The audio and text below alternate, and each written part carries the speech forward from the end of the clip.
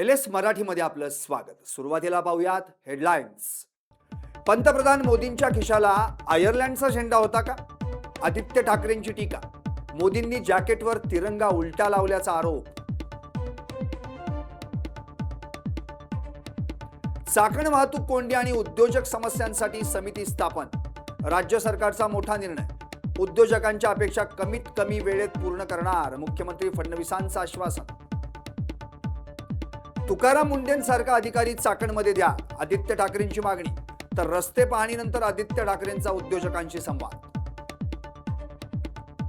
1 कोटी तरुणांना AI प्रशिक्षण देणार, विविध परीक्षांसाठी मोफत ऑनलाईन कोचिंग सुरू करणार, प्रतिभावान खेळाडू शोधण्यासाठी अभियान राबवणार। जेन झी साठी पंतप्रधान मोदींची लाल किल्ल्यावरून घोषणा। नमस्कार, मी संदीप आणि आता बातम्या विस्तारानं। मुख्यमंत्री पदावरून शिवसेनेनं भाजपला पुन्हा एकदा डिवचलं। एकनाथ शिंदेंना पुन्हा मुख्यमंत्री करण्याची मागणी जोर धरू लागली आहे। शिवसेना नेते प्रताप सरनाईक यांनी एकनाथ शिंदे पुन्हा मुख्यमंत्री व्हावेत अशी इच्छा व्यक्त करत खासदार प्रतापराव जाधव यांच्या मागणीला पाठिंबा दिला। शिवसेना प्रवक्त्या ज्योती वाघमारे यांनीही शिंदे साहेब आणि आमचं नातं केवळ नेता कार्यकर्त्याचं नाही तर लाडक्या भावाचं आणि बहिणीचं आहे असं म्हणत शिंदेंना पुन्हा मुख्यमंत्री करण्याची इच्छा व्यक्त केली। महायुतीत तिघांचाही वाटा आहे आणि संख्याबळालाही महत्त्व आहे। या सरनाईकांच्या वक्तव्यानंतर मुख्यमंत्री पदावरून महायुतीत पुन्हा राजकीय तणावाची ठिणगी पडली आहे। मला वाटतं एकनाथ शिंदे पुन्हा मुख्यमंत्री होतील का? हे बघा, एकनाथराव शिंदे साहेब हे लोकांच्या मनातले मुख्यमंत्री आहेत। मागच्या काळामध्ये त्यांनी 2.5 वर्षाच्या काळामध्ये घेतलेले निर्णय असतील, राबवलेल्या वेगवेगळ्या वैयक्तिक लाभाच्या योजना असतील, महाराष्ट्रभर पायाला काय म्हणतात ती भिंगरी भोवरा लावून त्यांनी केलेले दौरे असतील आणि दिवसातल्या 18-18, 20-20 तास लोकांना भेटणारा, लोकांच्या दारात जाणारा, आणि एवढंच नाही तर ज्यावेळेस लोकांना अडचणी असते, कुठं नैसर्गिक आपत्त्या येतात, कुठं अडचणी निर्माण होतात, तिथं सगळ्यात अगोदर धावून जाणारा नेता कोणता असेल तर ते एकनाथराव शिंदे साहेब आहे। ते महाराष्ट्रातल्या सगळ्या जनतेला माहित आहे। मला वाटतं एकनाथ शिंदे पुन्हा मुख्यमंत्री होतील का?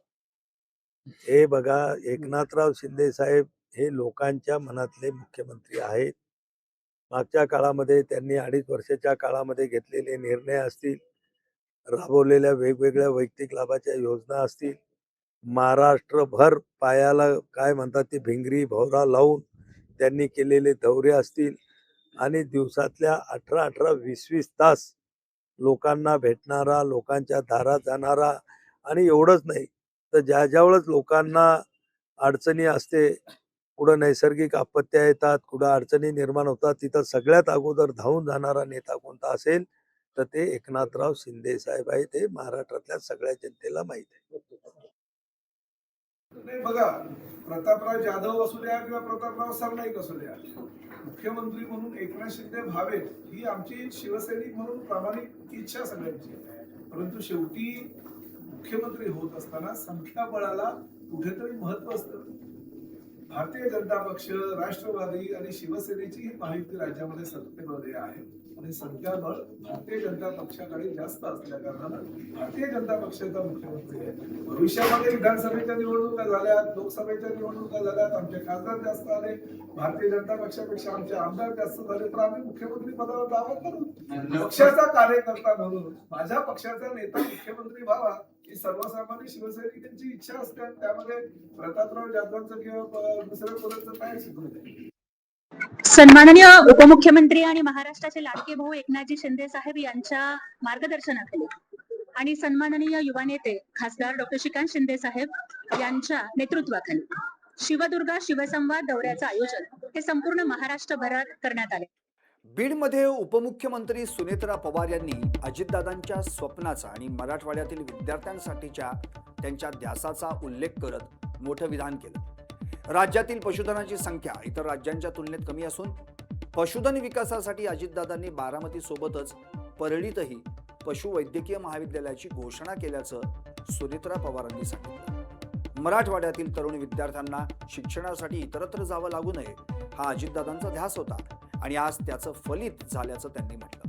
अजितदादांनी बीड जिल्ह्याचं पाहिलेलं स्वप्न पूर्ण करणं हीच दादांना खरी श्रद्धांजली ठरेल असं म्हणत सुनेत्रा पवार यांनी अजितदादांच्या आठवणींना उजाळा दिला।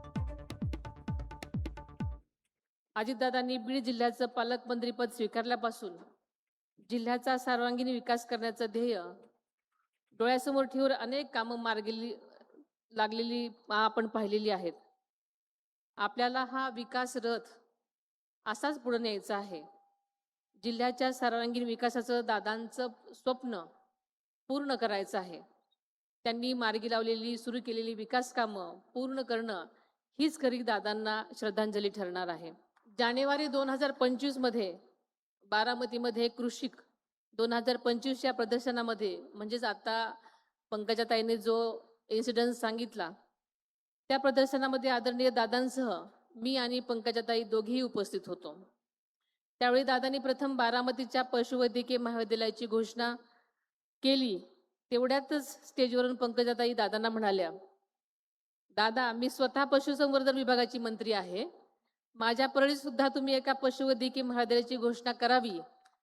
आणि आदरणीय दादांनी अर्थमंत्री आणि बीड जिल्ह्याचं पालकमंत्री या नात्यानं क्षणाचाही विलंब न लावता परळीसाठी सुद्धा नव्या पशुवैद्यकीय महाविद्यालयाची घोषणा केली.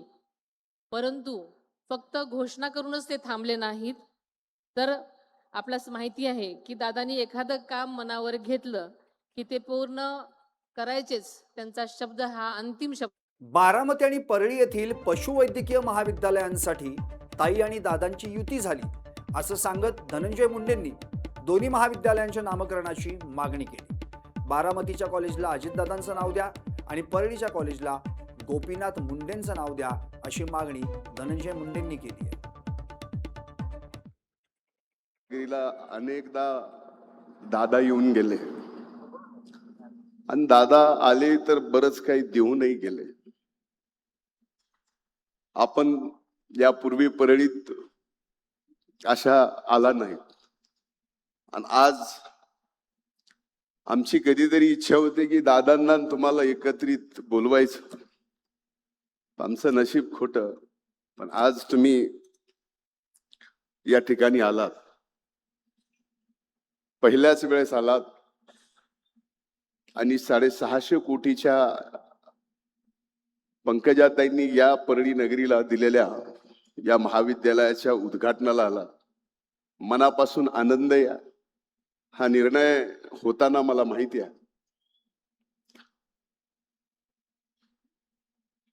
महायुतीमध्ये आपण पक्ष एकत्रित आहोत, पण हा प्रकल्प करताना दादांची आणि पंकजाताईची फार चांगली युती झाली.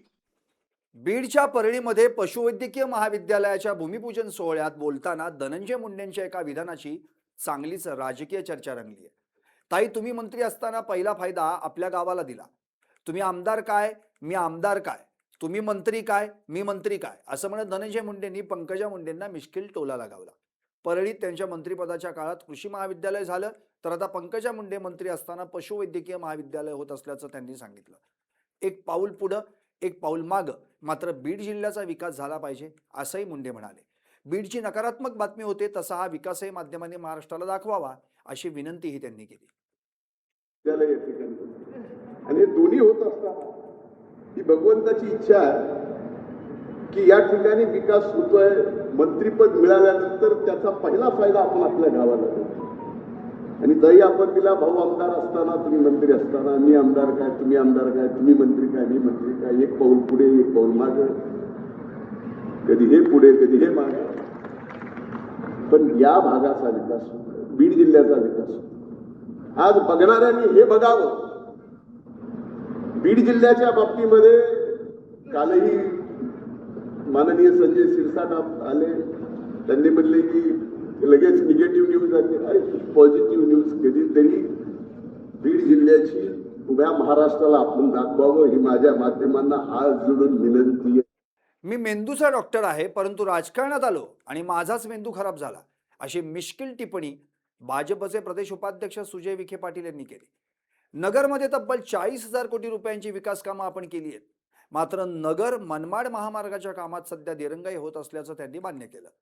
युद्धजन्य परिस्थितीमुळे डांबराचा मोठा तुटवडा निर्माण झाला असून त्याचा थेट परिणाम विकास कामांवर झालाय असं विखे यांनी स्पष्ट केलं. त्यामुळे महामार्गाच्या कामाबाबत केवळ आंदोलन करणं किंवा सोशल मीडियावर पोस्ट व्हायरल करणं हा उपाय नाही. रस्त्याच्या कामासंदर्भात नागरिकांनी आणि कार्यकर्त्यांनी काही काळ संयम ठेवावा असं आवाहन सुजय विखे पाटील यांनी केलं. माझा मेंदू खराब झाला, मी राजकारणात आलो, मी देवा शकतो. आपण शिक्षण घेतलं, आपण लोकांचे मेंदू ठीक करू, पण आपलाच ठीक नाही राहिला. आपण आलो इथं राजकारणामध्ये मतं मागायला. आपल्याला वाटलं कामातून मतं मिळतील, कामं केले. 40 वर्ष फ्लायओव्हरचं काम होत नव्हतं, आपण 2 वर्षात उरकून टाकलं. नगरचा बायपास संपवला, नगर करमाळा संपवला. 40,000 कोटीचे काम मी संपवले मतं मागायच्या अगोदर.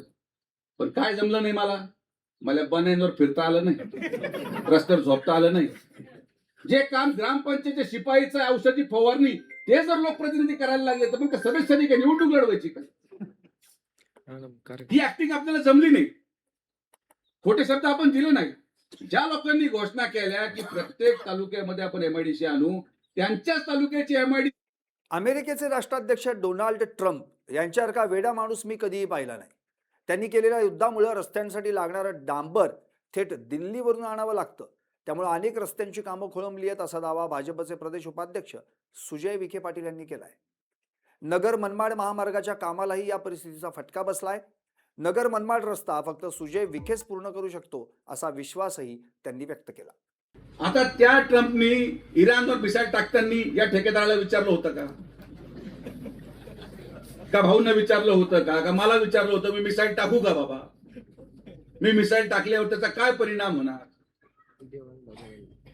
आणि मी देवा शपथ सांगतो, असा वेडा माणूस मी माझ्या उभ्या आयुष्यात पाहिला नाही. सकाळी म्हणतो बंद, संध्याकाळी परत बॉम्ब टाकून देतो, परत सकाळी पण परत म्हणतो मी आता हे केलं. म्हणजे त्या माणसाच्या नादी न लागणं हेच आपल्यासाठी योग्य आहे. आज डांबर न मिळत असल्यामुळे भाऊ या कॉन्ट्रॅक्टरला डांबर दिल्लीहून आणावं लागतं गाडीने. जे रस्त्याची किंमत आज 5 रुपये असेल त्या किमती वाढून 2.5 पटीने किंमत वाढून त्या गोष्टीला पण मंजुरी घ्यावी लागते. हे टेक्निकल मुद्दे आहेत हो. आणि किती लोकांशी मी भांडू, किती लोकांना मी समजून सांग. जो त्रास तुम्हाला तो त्रास मला पण आहे. आता माझ्या मुलीच्या शिक्षणाच्या दृष्टिकोनातून माझी बायको आणि माझी मुलं नगरला राहायला गेली. मी राहतोय लोणीला. आता हा रस्ता करणं किती गरजेचं हे तर माझं तुम्ही समजत नाही.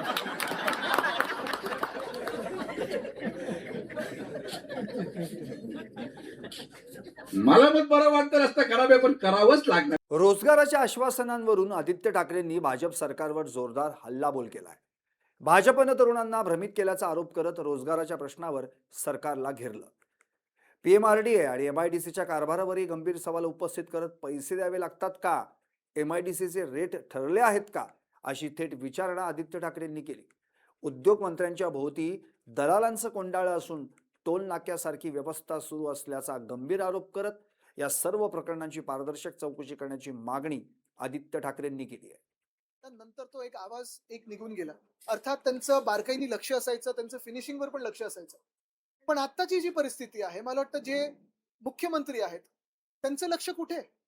जे स्वतःला इन्फ्रामॅन बोलतात, इंडस्ट्री मॅन बोलतात, ते कोणासाठी करतात? नुसतं स्वतःच्या जवळच्या लोकांसाठी करणार का तुम्ही? महाराष्ट्रात जे उद्योग येत आहेत बघा, मी परत एकदा सांगतो तुम्हाला, साधारणपणे महाराष्ट्र सरकार किंवा महाराष्ट्र शासन आपण इज ऑफ डुईंग बिझनेस कोणासाठी करतो की आम्ही ही सवलत देऊ, ती सवलत देऊ, ह्याची परवानगी नाही, त्याची परवानगी नाही, तर नवीन येणाऱ्या उद्योगधंद्यांसाठी करतो. पण जे इथे आहेत उद्योगधंदे त्यांच्यासाठी कंप्लायन्स एवढा कठीण करून ठेवलेला आहे तुम्ही. जर आज तुम्ही हा जे उद्योजक आहेत त्यांच्या प्लॉटमध्ये गेलात आणि एखादी गोष्ट इकडची तिकडे असेल तर लगेच त्यांच्यावर चौकशी लावली जाते, फाईन मारलं जातं, ETP लावलंय की नाही, बॉयलर आहे की नाही, अमुक आहे की नाही, आणि ते करायलाच पाहिजे, ते कडक कायदे असायलाच पाहिजेत. पण त्यांच्या प्लॉटच्या बाहेर जेव्हा रस्त्याच्या खड्ड्यांमध्ये भोक आहेत, कचरा आहे. खासदार ओमराजेंच्या निवासस्थानी शिंदे गटाच्या कार्यकर्त्यांमध्ये हाणामारी. पालकमंत्री प्रताप सरनाईक हे निंबाळकर यांच्या निवासस्थानी भेट देण्यासाठी आले असता भेटीसाठी आलेल्या कार्यकर्त्यांमध्ये वाद झाला. 2 कार्यकर्त्यांमध्ये शाब्दिक चकमक आणि थेट हाणामारी झाली. वादाचं कारण मात्र अद्याप अस्पष्ट आहे.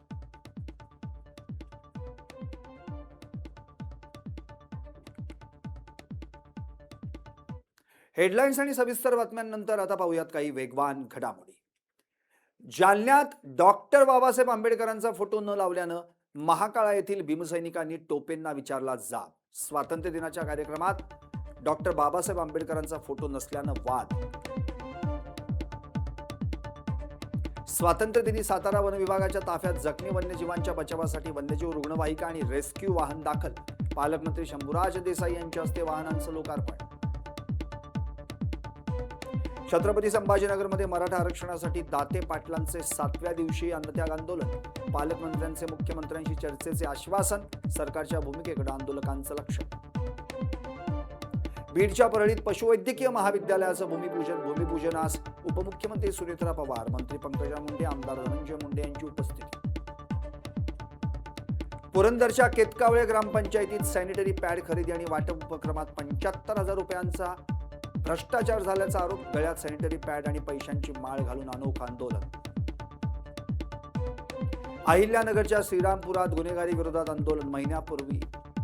महिनाभरापूर्वी आकाश दुबैया या तरुणाची दिवसाढवळ्या झाली होती हत्या. महिना उलटूनही आरोपींवर कोणतीही कारवाई नाही. डोंबिवलीत अल्पवयीन तरुणीच्या आत्महत्या प्रकरणी तरुणाला अटक. 3 महिन्यांची गर्भवती असल्याचं पोस्टमॉर्टम मधून उघड. मोबाईल चॅटिंगमुळे तपासाला मिळाली दिशा. जुन्नरच्या माळशेज पट्ट्यात अदानी ग्रीन एनर्जी लिमिटेडच्या वतीनं उभारण्यात येणाऱ्या ऊर्जा प्रकल्पाला स्थानिकांचा विरोध. स्थानिकांचा गाढवांसह महामार्गावर ठिय्या. बीडच्या देवगाव जिल्हा परिषद शाळेसाठी ग्रामस्थांची लोकवर्गणी. स्वातंत्र्य दिनानिमित्त तब्बल 1,07,741 रुपयांचा निधी सुपूर्द. ठाण्याच्या अंबरनाथ न्यायालय परिसरात अपहरणाचा प्रयत्न करणाऱ्या 3 विरोधात गुन्हा दाखल. चिखलोली न्यायालयासमोर घडला होता अपहरणाचा थरार. बदलापुरात स्वातंत्र्य दिनानिमित्त शिवसेनेची वर्षा मॅरेथॉन. 12,000हून अधिक विद्यार्थ्यांचा सहभाग. आणखी काही विशेष व महत्त्वपूर्ण घडामोडींसाठी पाहत रहा LS मराठी.